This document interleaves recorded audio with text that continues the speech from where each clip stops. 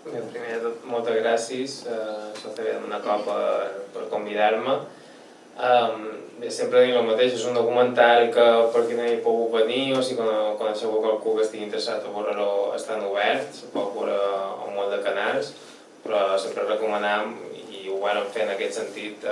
aquest curtmetratge, de poder veure-lo i fer col·loquis llavors per poder anar a xerrar tranquil·lament,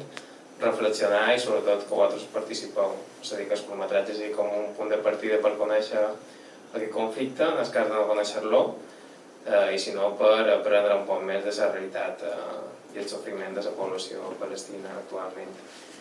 No m'agrada parlar molt abans del curtmetratge perquè ja crec que vam de qualque manera fer el muntatge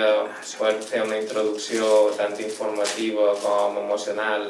i llavors ja a partir d'un pic haver-ho vist poder-ne parlar-ne tranquil·lament, però sí que m'agrada fer un poc de context no tant històric sinó un poc del per què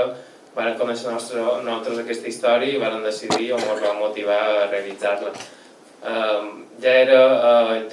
Ja ha plogut d'ençà, però bé, fa ja des de l'estiu de 2014, que va ser el darrer gran bombardeig sobre la franja de Gaza.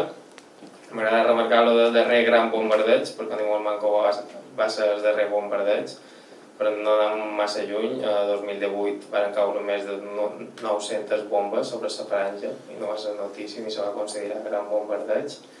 però aquell va ser el més mediàtic i sí o sí és que més morts va causar. Va haver més de 2.000 persones assassinades, de les quals més del 65% era població civil, i una de les principals víctimes van ser els infants, amb més de 500 infants assassinats, dels quals més de 3.400 van quedar ferits i més de 1.000 amb discapacitats. Així que se pot considerar que era una de les principals víctimes i no era una guerra com a tal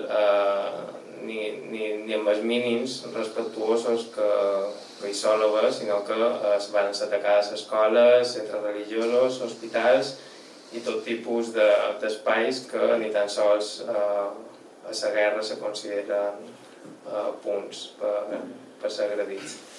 A partir d'aquí nosaltres vam conèixer aquesta agressió per mitjans de comunicació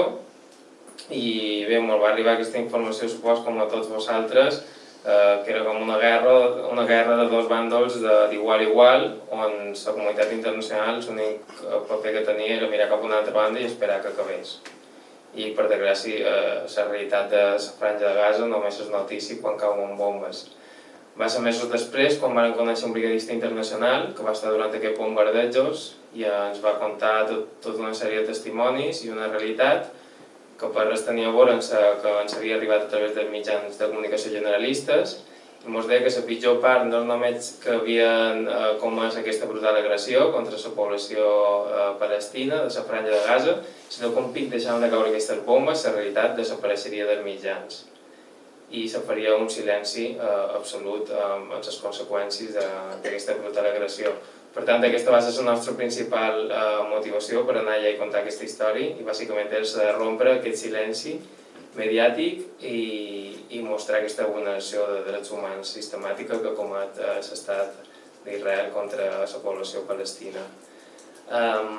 Ja no diré massa més informació, espero que veieu el curtmetratge, simplement ens agrada sempre puntualitzar a l'inici que hi ha